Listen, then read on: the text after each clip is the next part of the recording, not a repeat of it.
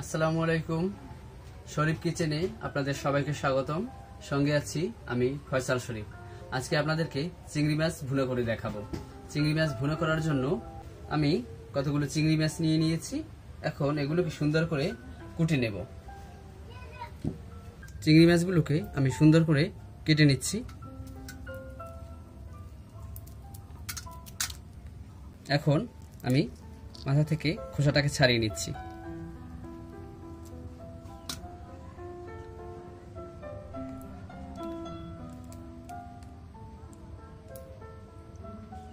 এখন এরকমের একটা ছোট কেচির সাহায্যে আমি একদম মাছ বরাবর ছোলাটাকে কেটে নেব।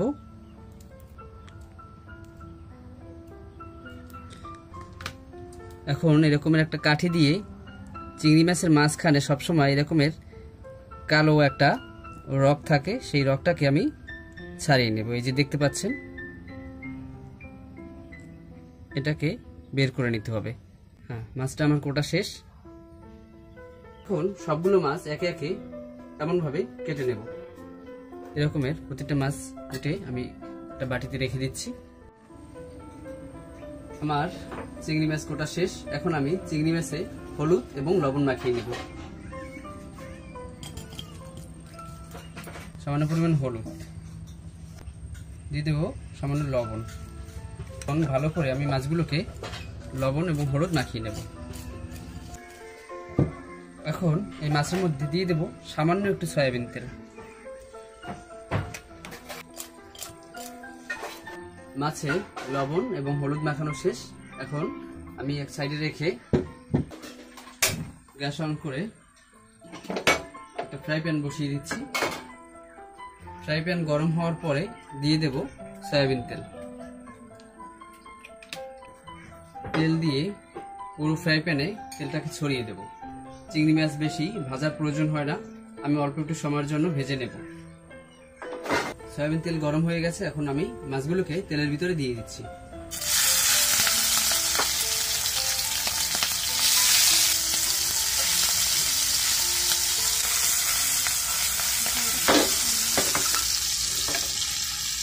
মাছগুলোকে ভালো করে তেলে ভেজে নেব। উল্টে পাল্টে সবগুলো মাছ ভেজে নেব। দুপাশ একটু লাল হয়ে আসলে আমি চুলা থেকে নামিয়ে নেব। মোটামুটি লাল হয়ে গেছে। এখন আমি চুলা থেকে উঠিয়ে নেব। ফ্রাই প্যান থেকে মাছগুলোকে উঠিয়ে নিচ্ছি। একটা চামচের সাহায্যে মাছগুলোকে আমি উঠিয়ে নেব। এখন বাকি মাছগুলোকে দিয়ে দেব।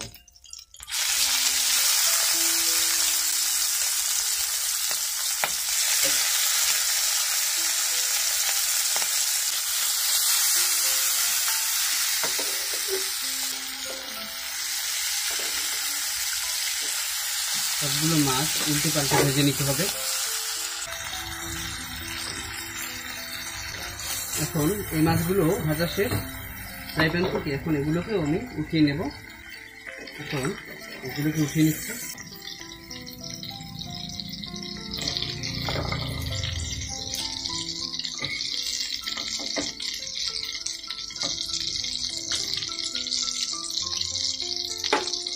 এখন চিংড়ি মাছ ভাজা তেলের ভিতরে দিয়ে দেবো আরো একটু সয়াবিন তেল। গরম তেলে দিয়ে দিচ্ছি পেঁয়াজ কুচি।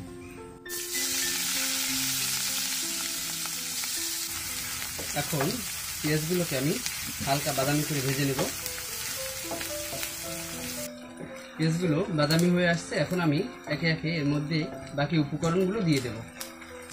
এখন দিয়ে দেব পেঁয়াজ বাটা,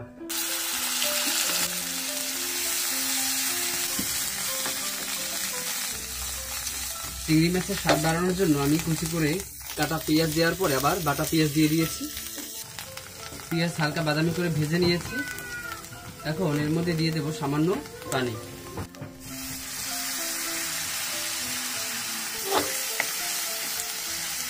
এখন এর মধ্যে দিয়ে দিচ্ছি হলুদ গুঁড়া, মরিচ গুঁড়া,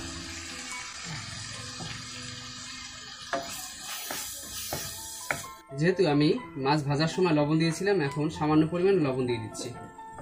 লাগলে আমি পরে আবার দেখে লবণ দিয়ে দেব। এখন মশলাগুলোকে ভালো করে ভুনে নিতে হবে। আবার একটু পানি দিয়ে দেব। যেহেতু আমি চিংড়ি মাছ আগে তেলে ভেজে রেখেছি, চিংড়ি মাছ মশলার ভিতর দিয়ে বেশিক্ষণ রান্না করব না, তাই আমি মশলাটাকে ভালো করে ভুনে নেব। মশলাগুলো যখন একটু পোড়া পোড়া হয়ে আসবে, তখন এর মধ্যে আমি আবারও পানি দিয়ে দেব। আমি কয়েক ধাপে পানি দিয়ে মশলাটাকে ভুনে নেব,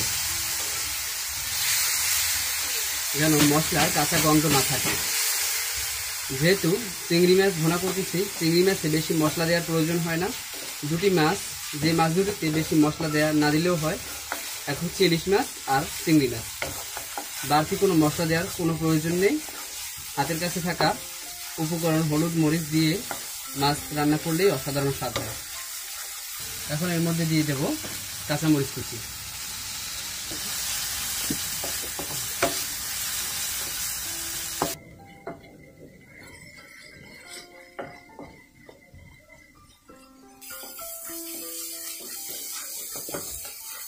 মশলাটাকে কষিয়ে নিয়েছি, মশলার কাঁচা গন্ধটা মরে গেছে।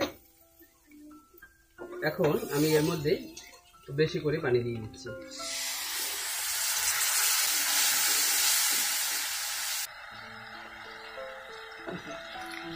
মশলাটাকে ভালো করে কষিয়ে এখন পানি দিয়ে, যখন পানিটা ভালো করে উতলিয়ে আসবে, তখন আমি চিংড়ি মাছগুলোকে এর মধ্যে দিয়ে দেব।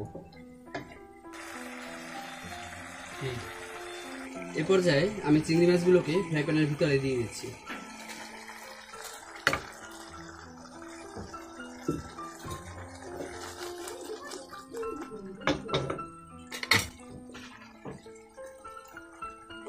চিংড়ি মাছগুলো দিয়ে হালকা নাড়াচাড়া দিয়ে একটু অল্প সময়ের জন্য ঢাকনা দিয়ে ঢেকে রাখবো। পরে ঢাকনা উঠিয়ে ফ্রাই প্যানে একটু নেড়ে চেড়ে দেবো মাছগুলোকে।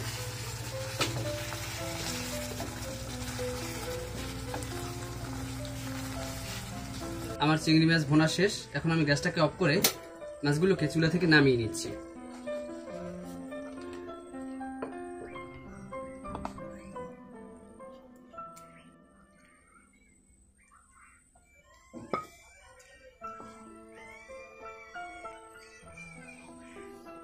আমার চিংড়ি মাছ ভুনা করা শেষ। এতক্ষণ সঙ্গে থাকার জন্য আপনাদের সকলকে ধন্যবাদ। দেখা হবে পরবর্তীতে নতুন কোনো রেসিপি নিয়ে। সে পর্যন্ত সবাই ভালো থাকবেন। ধন্যবাদ সকলকে। চিংড়ি মাছ ভুনা দেখি কেমন হয়েছে। অসাধারণ।